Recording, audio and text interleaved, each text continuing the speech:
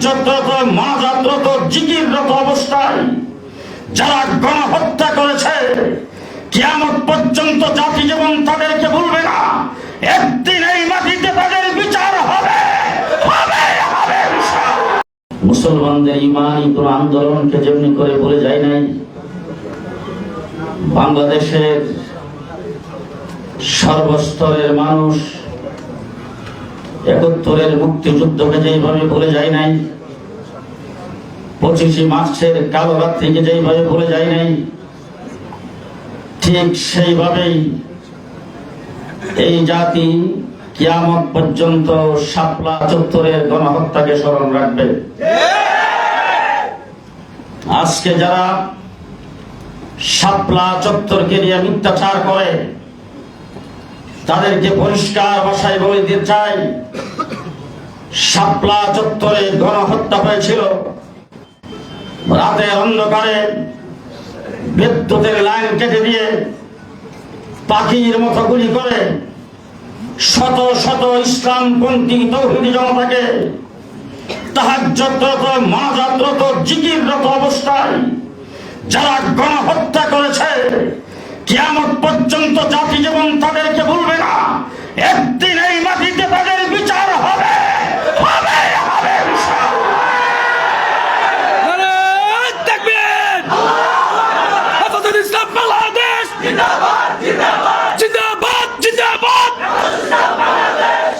সংগ্রামী সাথী ও বন্ধুগণ, বিজ্ঞ বন্ধুবর হযরত মাওলানা প্রফেসর আফম খালেদ হোসেন অত্যন্ত সুচিন্তিত একটি প্রবন্ধ আজকের এই সেমিনারে উপহার দিয়েছেন। এই জন্য ওনাকে হেফাজতে ইসলামের পক্ষ থেকে ধন্যবাদ, মোবারকবাদ জানাচ্ছি। শিক্ষা জাতির মেরুদণ্ড। আজকের দিনে টকশোতে অনেক আলোচক, আমার দেশের অনেক বুদ্ধিজীবী বলে থাকেন শিক্ষা জাতির প্রাণ। কিছুদিন পূর্বে আমার দেশের মাননীয় প্রধানমন্ত্রী ছাত্রছাত্রীদের সামনে বক্তব্যে বলেছেন, শিক্ষাই সবচাইতে বড় সম্পদ। আমি জিজ্ঞাসা করতে চাই, কোন শিক্ষা সবচাইতে বড় সম্পদ?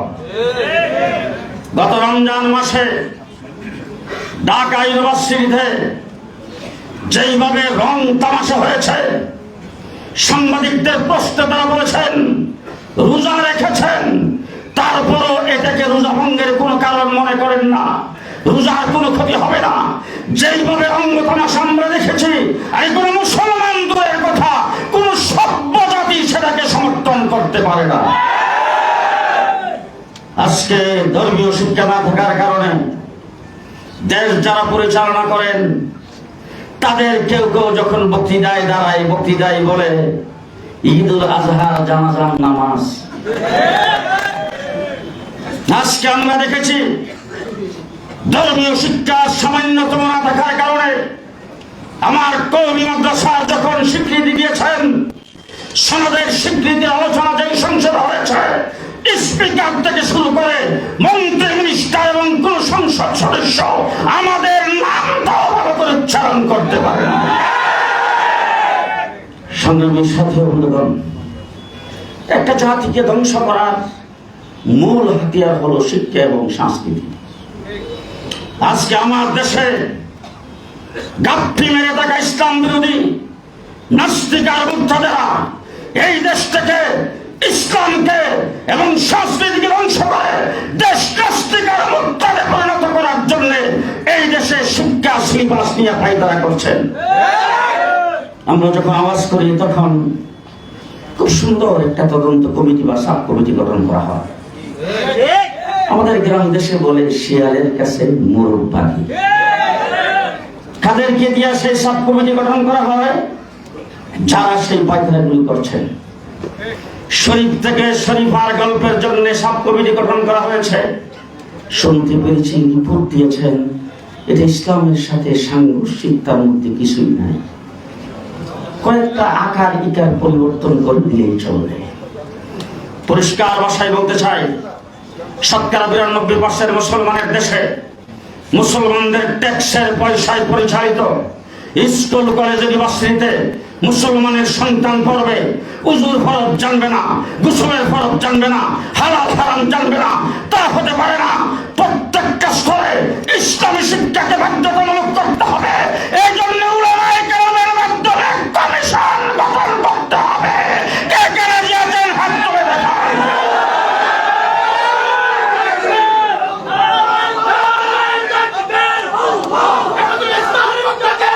শেষ কথা বলতে চাই, আপনারা শুনেছেন এবং আপনারা বুঝতে পেরেছেন, এই নিয়ে আলোচনা করেছেন। কোন দেশে বাস করে? এতদিন শুনতাম ভারতে বিভিন্ন জায়গায় মুসলমানদের উপর নির্যাতন হয়। ফরিদপুরের মধুখালীতে হেফজখানার 2 জন তরুণ ছাত্রকে হিন্দুরা পিটায় হত্যা করেছে। আজ পর্যন্ত সেটা কোন প্রকারের কারা হত্যা করেছেন, কেন হত্যা করেছেন, সেই ডকুমেন্টস এখনো তৈরি হয় নাই। একটা লোক দেখানো তদন্ত কমিটি হয়েছে, লোক দেখানো ভাবে কিছু মানুষকে অ্যারেস্ট করছেন, কিছু মানুষের জন্য পুরস্কার ঘোষণা করছেন। পরিষ্কার বলতে চাই, হিন্দু এত সাহস কোথা থেকে পায়?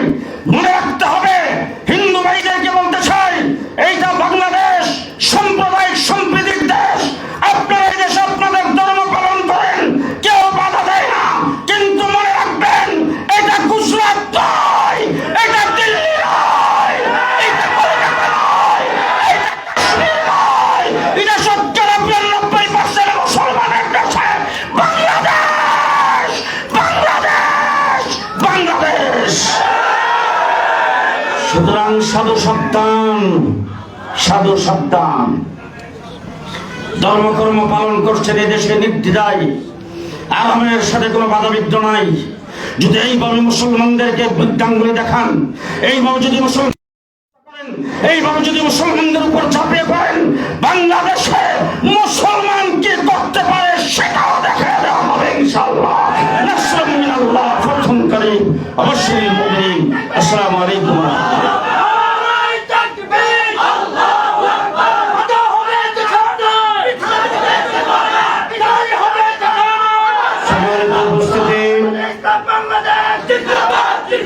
ইসলাম কর্তৃক আয়োজিত আজকের এই জাতীয় শিক্ষা সেমিনারে এবার আপনাদের সামনে বক্তব্য রাখবেন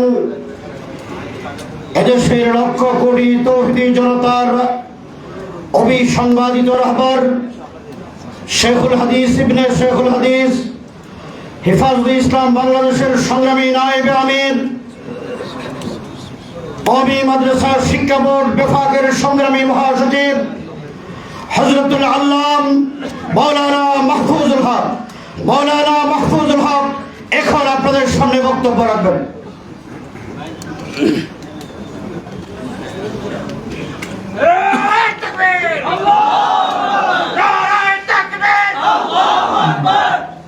আলহামদুলিল্লাহ রাব্বিল আলামিন ওয়াসসালাতু ওয়াসসালামু আলা সাইয়্যিদিল মুরসালিন ওয়া আলা আলিহি ওয়া আসহাবিহি আজমাইন।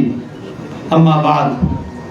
হেফাজতে ইসলাম বাংলাদেশের উদ্যোগে আয়োজিত বর্তমান জাতীয় শিক্ষা কারিকুলাম ও নতুন পাঠ্যপুস্তকের বাস্তবতা ও ভবিষ্যৎ শীর্ষক এই সেমিনারের সংগ্রামী সভাপতি আমির হেফাজত, কেন্দ্রীয় নেতৃবৃন্দ ও আমার তৌহিদি জনতা, 90% মুসলমানের এই বাংলাদেশে এটাই তো স্বাভাবিক ছিল যে এখানের জাতীয় শিক্ষা ব্যবস্থা, এই শিক্ষা ব্যবস্থার যতটা বিষয় আছে, যতটা শাখা প্রশাখা, শিক্ষানীতি বলেন, শিক্ষা কারিকুলাম, শিক্ষা সিলেবাস, 90% মুসলমানের যে তাদের যে চাহিদা সেটার প্রতিফলন ঘটবে, এটাই ছিল স্বাভাবিক। কিন্তু আজকে আমরা দেখছি যে প্রতিটা পদে পদে, প্রতিটা ক্ষেত্রে 90% মুসলমানের যে চাহিদা, তাদের যে প্রয়োজনীয়তা, সেটা উপেক্ষিত হচ্ছে।